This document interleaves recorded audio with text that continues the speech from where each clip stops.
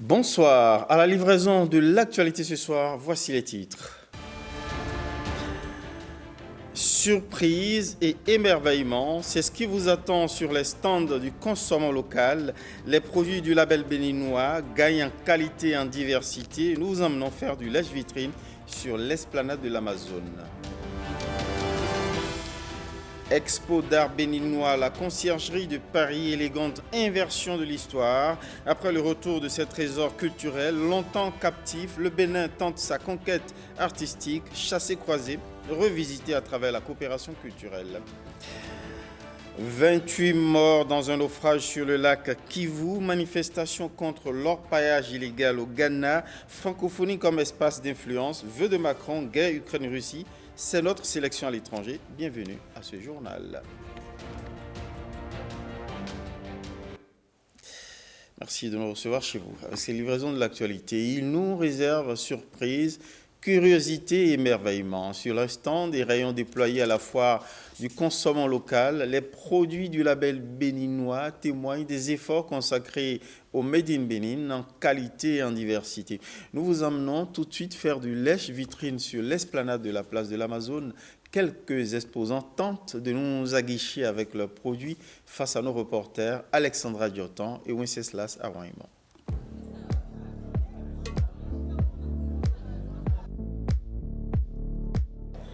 Je vous présente ma gamme de produits qui s'appelle Chéi, qui fait la promotion de nos produits locaux.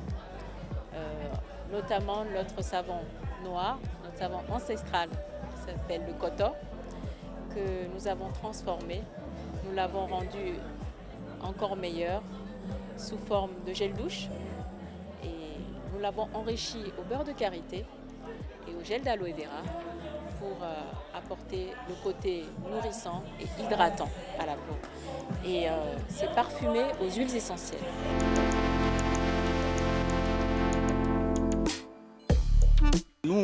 Nous avons tout ce qui est tenu au niveau des chemises, des robes, hommes et femmes, des vestes, des complets, c'est-à-dire que tout ce qui fait habiller au niveau local et qui peut aussi se vendre au niveau de l'extérieur. Les savons à base d'huile rouge locale et huile de pamis. Et on fait aussi les savons à base de curcuma et miel, beurre de karité, huile de coco, avec toutes les huiles qui sont faites au Bénin. Nous produisons et nous commercialisons le couscous d'Iam, communément appelé Wassa Wassa. Voilà, nous, notre label, c'est le Wassa Wassa Royal, qui est du couscous fait à base de cossette d'Iam. Donc, nous proposons sur le marché une autre manière de consommer l'Iam, mais d'avoir plutôt son couscous. Je fabrique les chaussures, hommes et dames, des souliers, des tapettes, des babouches, des chaussures de roi. Je fabrique même les crampons et les ringues. Et tout se fait dans mon atelier. L'appel, c'est de continuer à acheter nos produits. Cela nous permettra d'avoir des ressources pour acheter les matériels qu'il faut et produire et nous perfectionner dans ce que nous faisons. Je voudrais juste inviter toute la population béninoise à visiter ce site, à constater de visu ce que nos entrepreneurs font de nos différentes matières premières. C'est quand nous consommons que justement l'argent tourne. Et je voudrais lancer un défi à chaque Béninoise et à chaque Béninois. Prenons juste ces 2 semaines et qu'un tiers de la population béninoise, environ 4 millions de Béninois, qui consomment 500 francs CFA d'un produit local pendant 2 semaines, pendant 14 jours. Vous êtes banalement à 28 milliards de francs CFA. Vous imaginez un chiffre de 28 milliards de francs CFA réparti sur l'ensemble de la chaîne de valeur des producteurs, des transformateurs. Et bien c'est notre économie qui s'en trouve dopée.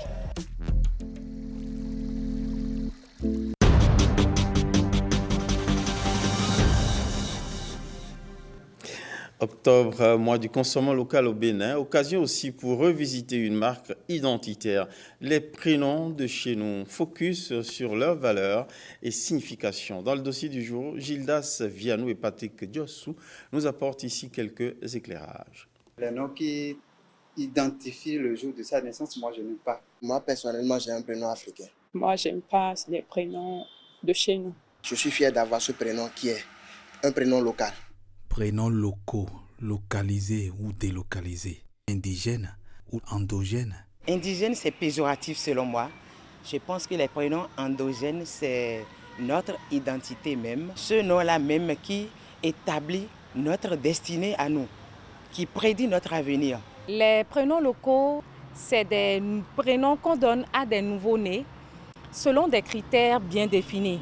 Critères familiales, critères religieux et bien d'autres. C'est le prénom de quelqu'un qui devient le nom de famille plus tard.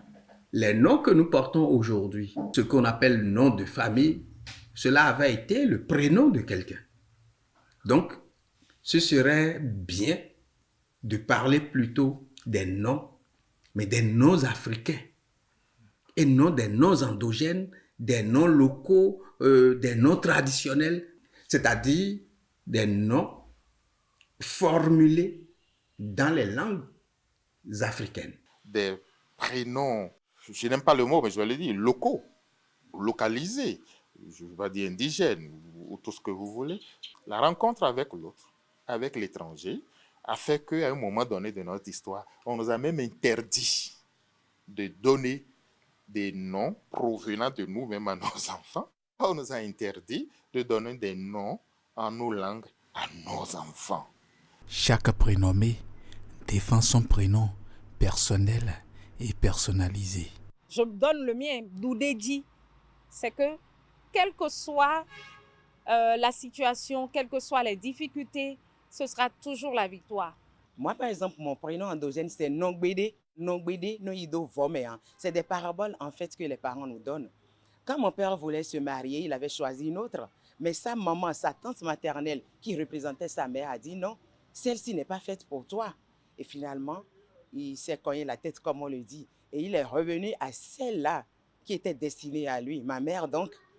Et quand je suis née, on m'a dit Nongbédé Noido Voméan. Je suis Mahi. Nongbédé Noido Voméan. Et donc, c'est pourquoi mon prénom endogène est Nongbédé. Doudédi et Nongbédé, deux journalistes animatrices, fiers de leur prénomination locale ou tropicale. Maunyo et Doji, deux universitaires, eux aussi fiers d'exhumer leurs prénoms tropicaux et d'inhumer leurs prénoms occidentaux.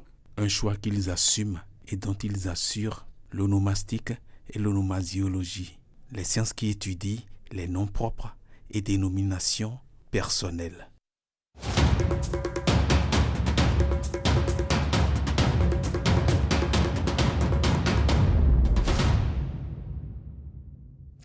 Rendons-nous à présent à Paris avec des œuvres du cru béninois où a démarré l'expo Révélation Art Contemporain du Bénin. Cette exposition d'artistes béninois aux œuvres aussi fascinantes que singulières a pris ses quartiers à la Conciergerie de Paris. Les deux chefs d'État, Patrice Talon et Emmanuel Macron, ont co-lancé la visite des œuvres. Voyons une séquence proposée par Jérôme Hongbo et Mohamed Bior. Depuis la restitution en février 2022 par la France de 26 œuvres royales au Bénin, la coopération culturelle et artistique entre les deux pays a pris un véritable envol. Cette dynamique artistique, manifestée par une itinérance au Maroc et en Martinique, fait une escale ici, à la Conciergerie à Paris, en France. Patrice Talon et Emmanuel Macron font une co-ouverture de cette exposition via le Centre des Monuments Nationaux et l'Agence nationale de développement des arts et de la culture. C'est une chance absolument unique et extraordinaire de découvrir les artistes plasticiens béninois qui, grâce à la volonté présidentielle, ont entamé ce magnifique parcours qui a commencé effectivement au Bénin, qui s'est poursuivi au Maroc, en Martinique et qui est maintenant à Paris comme une forme d'apothéose avant qu'elle ne continue évidemment vers d'autres horizons. Venir découvrir la variété, la richesse, les supports, sculptures, peintures, installations des hommes, des femmes, jeunes, vivants, contemporains, et qui disent le Bénin de manière extraordinaire, qui disent le monde de manière extraordinaire. Donc, ça doit être au-delà d'une fierté, ça doit vraiment être un devoir pour tous les Béninois de venir accompagner ce mouvement initié par le gouvernement du Bénin. Pendant environ 4 mois, 42 artistes béninois vont exposer une centaine d'œuvres, fruits de leur génie et créativité dans toute leur diversité. De la peinture, de la sculpture, du numérique et de la vidéo, en passant par l'installation et diverses autres œuvres d'art, le public parisien et du monde aura de l'attrait à la conciergerie, où chaque œuvre reflète l'interaction entre modernité et tradition. Une énième occasion pour Patrice Talon de créer la visibilité à ses compatriotes artistes, leur offrir des opportunités à travers le monde. L'exposition Révélation Art Contemporain du Bénin renforce la diplomatie culturelle du gouvernement en faisant davantage connaître le pays aux 4 coins du monde. Cette dynamique unique relie l'histoire millénaire du Bénin à son expression artistique contemporaine. Le dialogue des œuvres avec l'histoire de la conciergerie fait écho à celui des palais royaux de Dahomey. Des pièces inédites à découvrir, fruits de l'immense créativité des artistes béninois. Un pays où l'art contemporain ne cesse de se réinventer de concert avec les défis et les enjeux des langages artistiques mondiaux. Par sa présence, Patrice Talon donne à suffisance le témoignage de son attachement aux œuvres d'art et à leurs auteurs, gage d'une révélation certaine du Bénin. Expo d'art contemporain d'artistes béninois à la Conciergerie de Paris, une élégante inversion de l'histoire. Après le retour de ces trésors culturels, restés longtemps captifs dans l'Hexagone comme trophée de conquête, eh bien, le Bénin, par son soft power, tente sa conquête artistique de Paris. Un chassé-croisé facétieux de l'histoire qui nous donne le prétexte de revisiter les rapports entre les deux pays. Et on le verra, les temps ont véritablement changé par-delà les siècles. Des jeunes en témoignent. Le sujet est signé Rebecca Kenyan-Rondé, Igor Ayoso. Les relations fraternelles entre la France et le Bénin se solidifient au fil des années. C'est une coopération qui repose sur l'accord général de 1975 et les accords particuliers ratifiés la même année. Des accords particuliers qui ont un vaste champ d'application de la coopération culturelle à la coopération militaire. Dans le domaine de la coopération culturelle, le Bénin et la France ont pris des engagements pour la mise en œuvre de plusieurs projets, des projets qui impactent la carrière de plusieurs jeunes béninois. À l'exemple de ce groupe de musique, Harmonis Brass Band. Depuis 2016, ces musiciens se produisent un peu partout, écumant festivals et tout type de centres culturels et artistiques. En 2023, ils vont bénéficier d'un soutien de la France. Nous avons été appuyés par l'Institut français du Bénin et l'ambassade de France au Bénin, qui, avec le soutien aussi du grand métropole de Lyon, nous ont permis d'avoir 4 billets d'avion pour notre première tournée et voilà, et aussi faciliter toutes les démarches d'obtention de visa et vraiment ça nous a permis de faire une première tournée en Russie en 2023. Mais pas que. Ce groupe effectue actuellement une tournée nationale, toujours grâce à cette coopération culturelle entre la France et le Bénin. Ma relation avec la coopération franco-béninoise a vraiment commencé en 2018, quand j'ai été sacré prix RFI Théâtre. J'ai bénéficié de ce qu'on appelle la mobilité. Donc il y a eu 1 ou 2 voyages sur lesquels mon transport a été littéralement pris en charge par le service de coopération et d'action culturelle, qui est aujourd'hui COCAC et qui est logé à l'ambassade de France, en lien avec l'Institut français de Paris. Dans le domaine patrimonial, la restitution des œuvres emportées par l'armée française lors de la conquête du royaume du Dahomey a constitué un projet phare du renforcement de l'axe Cotonou-Paris. Et toujours au nom de cette relation bilatérale, Paris accueille à la conciergerie l'exposition Révélation art contemporain du Bénin. Ça montre aussi à quel point la coopération franco-béninoise, bénino-française fonctionne. Et moi j'ai hâte de découvrir toute cette exposition, même si c'est de loin à la télévision, et d'applaudir aussi tous les grands frères de Gangway Brass Band, Angélique Kidjo et tous les artistes d'ailleurs qui ont travaillé sur cette exposition-là.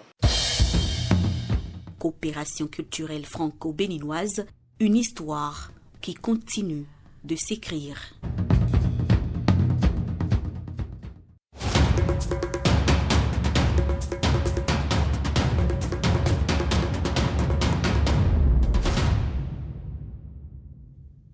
Une grande question pour poursuivre ce journal. Comment favoriser une économie numérique inclusive dans la région CEDEAO dans un environnement politique, juridique et institutionnel favorable et sans discrimination au TIC? Problématique au cœur de la 19e réunion des ministres en charge des télécommunications, des TIC et de la digitalisation de la poste de la CEDEAO. Esquisse de réponse avec Mousseslas Aroimon et Ulvaeus Balogun.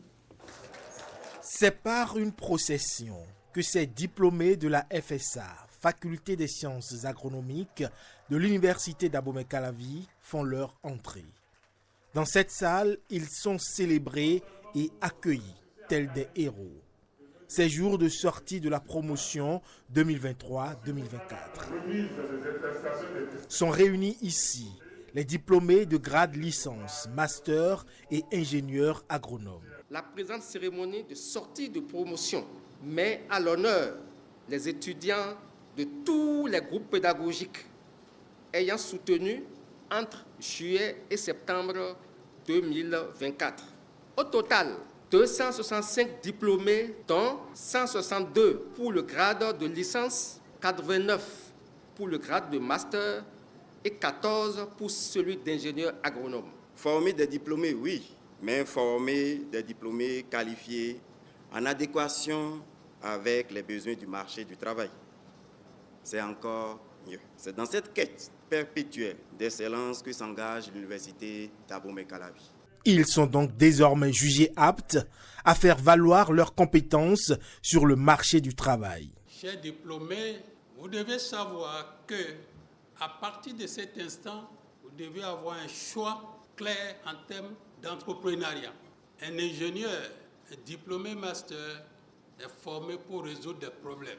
Vous serez sollicité. Nantis de leur parchemin, ces jeunes diplômés voient déjà en ce jour le début d'un nouveau chapitre de leur vie. Aujourd'hui, nous sommes diplômés de la faculté des sciences agronomiques.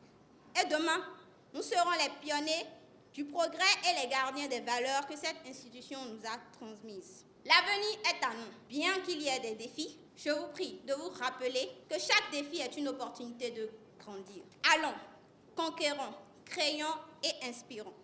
Un appel poignant, soutenu par un hommage mérité aux enseignants de la faculté des sciences agronomiques, admis à faire valoir leur droit à la retraite. Vous l'avez compris sans doute, un souci d'aiguillage qui nous a amenés non pas dans l'espace CEDEAO, mais ici tout près, à l'Université d'Abomey-Calavi. On va parler à présent plutôt d'entrepreneuriat numérique, un créneau moderne qui intéresse de plus en plus de jeunes Africains. Au Bénin, l'écosystème numérique attire de nombreux jeunes. Nous irons voir cet univers qui passionne et bouillonne d'opportunités pour les jeunes. Deogracias Menaï et Wenceslas Aroimon nous font voir le sujet. Depuis plus d'une dizaine d'années, Farid exerce dans l'entrepreneuriat numérique. Son travail se résume à ce qu'il appelle vendre de la visibilité. Pour faire n'importe quoi aujourd'hui, on a besoin d'Internet. Et donc, qu'une personne, qu'on soit un particulier qui veut se faire connaître ou une personne détenant un business qui a envie de faire connaître son business, on a besoin de ces métiers-là aujourd'hui pour pouvoir aider les personnes à mieux faire connaître leurs services. Pour répondre aux attentes de ses clients, Farid fait appel à plusieurs compétences numériques, surtout le développement web.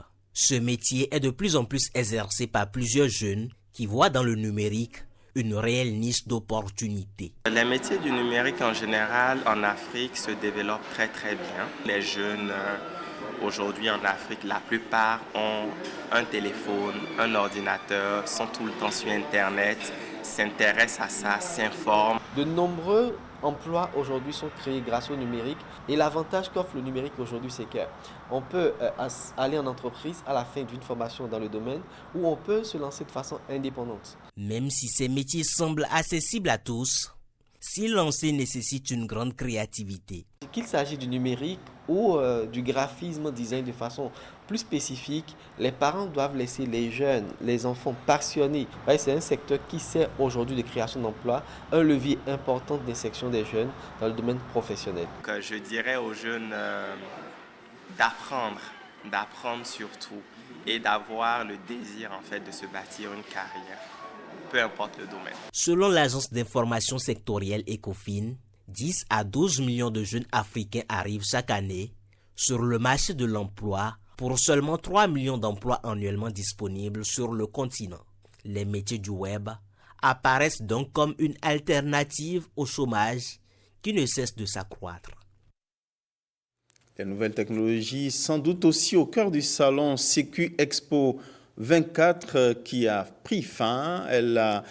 Cette exposition a réuni pendant 2 jours plusieurs acteurs autour de la sécurité des personnes, de la sécurité numérique et des assurances. Qu'est-ce que ce salon a pu donner à voir? On fait le point avec Alexandra Diotan.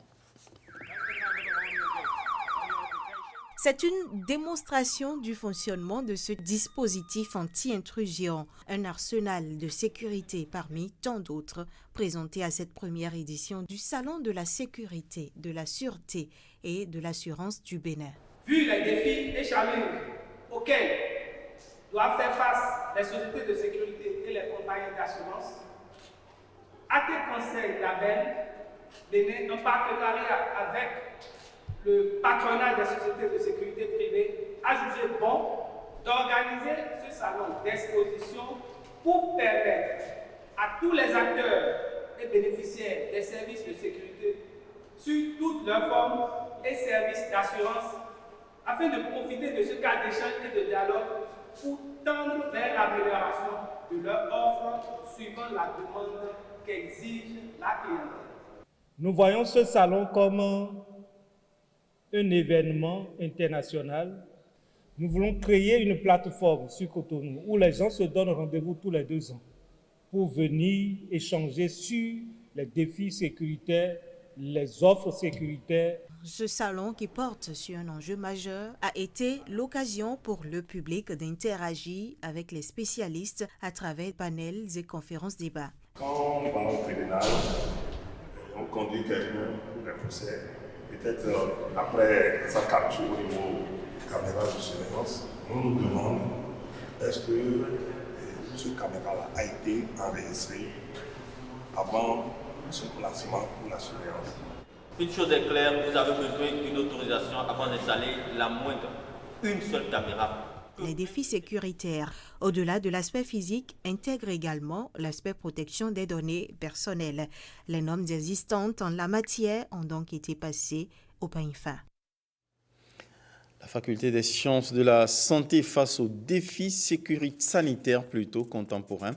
C'est le thème des 3e journées scientifiques de cette faculté. L'événement se déroule jusqu'au 5 octobre au Champ de Foire, donc demain à Cotonou. On voit les enjeux avec Alexis Seguemon et Amandine Aniabossou.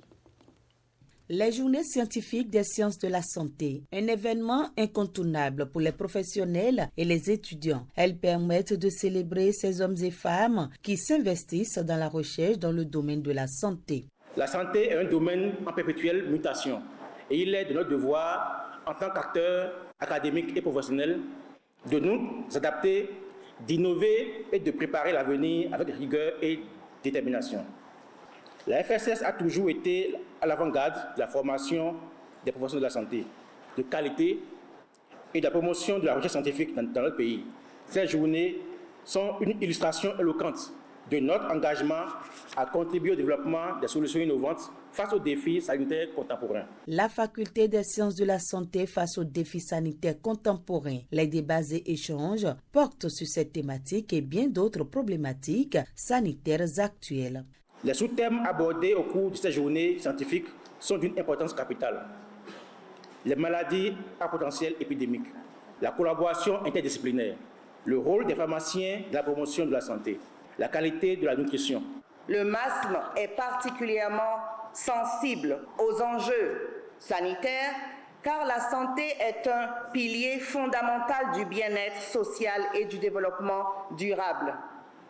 Le lien entre santé, protection sociale et inclusion financière est indissociable de notre mission de lutte contre la pauvreté et de renforcement de la résilience des communautés vulnérables.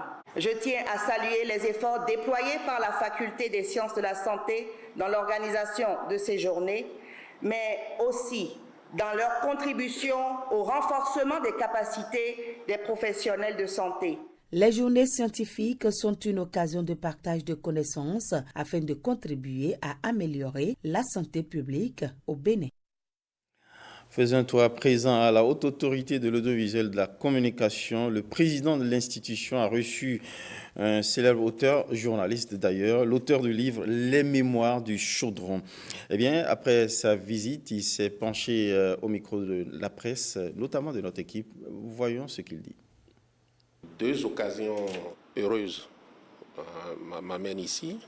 La première occasion, c'est déjà pour dire mes vives félicitations au nouveau président de la HAC. Les défis qui sont à relever par le nouveau président, M. Edouard Loko, sont des défis de nous tous, hommes des médias.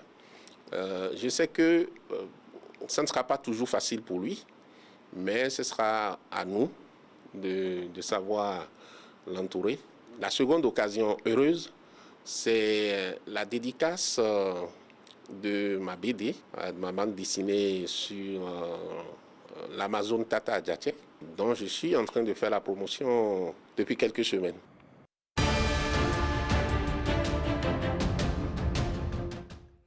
Dans notre page internationale, on verra les débuts d'une manifestation de 3 jours pour exiger la fin de l'orpaillage illégal au Ghana. On aura écho du sommet de la francophonie où Macron veut que justement cette francophonie devienne un espace d'influence diplomatique. Et puis on ira en Russie qui éteint l'incendie de dépôt pétrolier après une frappe ukrainienne. Le tour nous est proposé ici par Saint-Tige Quimpon. Quelques centaines de jeunes Ghanéens sont descendus dans les rues d'Accra, la capitale du Ghana, pour manifester contre les activités minières illégales et demander la libération de 54 manifestants arrêtés en septembre. Les manifestants portaient des bouteilles d'eau polluée provenant des rivières Pran et Birim afin de souligner l'impact dévastateur de l'exploitation minière illégale, localement appelée galamsey, sur l'environnement. Nous ne pouvons pas rester les bras croisés alors que nos rivières et nos plans d'eau sont empoisonnés par le mercure. L'exploitation minière illégale détruit notre environnement et notre avenir.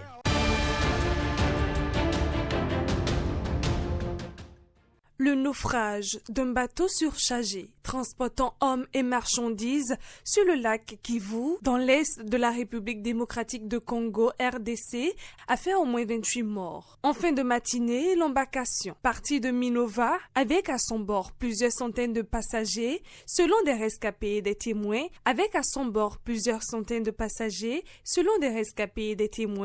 a chaviré quelques centaines de mètres avant l'accostage au port Kituku, à Goma, capitale de la province du Nord Kivu. Les survivants ont été dirigés vers des hôpitaux. Au moins 2 enfants sont décédés avant d'avoir pu recevoir des soins.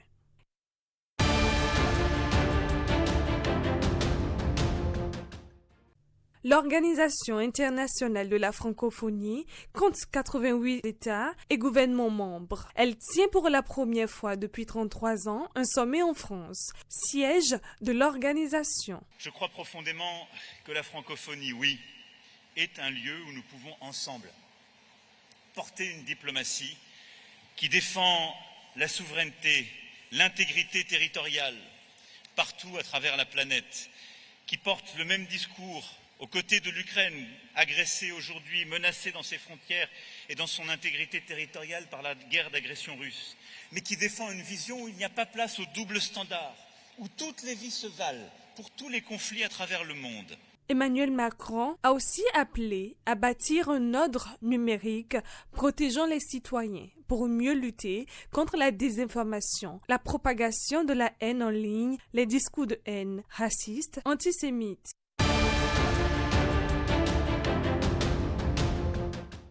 Les services d'urgence russes ont de leur côté signalé un incendie qui s'est déclaré sur plus de 2000 mètres carrés dans un entrepôt de stockage de produits issus des hydrocarbures dans la région de Voronezh. Les autorités ukrainiennes ont affirmé avoir frappé à l'aide de drones un dépôt pétrolier dans la région frontalière russe, un type d'attaque qui se multiplie pour tenter de perturber la logistique de l'armée russe qui envahit son voisin depuis 2022. Une source au sein des services de sécurité ukrainiens affirme qu'un site avec 20 réservoirs de carburant et de lubrifiant a été touché lors de cette attaque. Ici s'arrête ce rendez-vous d'information sur la télévision nationale du Bénin. Merci pour votre inusable fidélité. Merci à toutes les équipes. Bonsoir, Géo.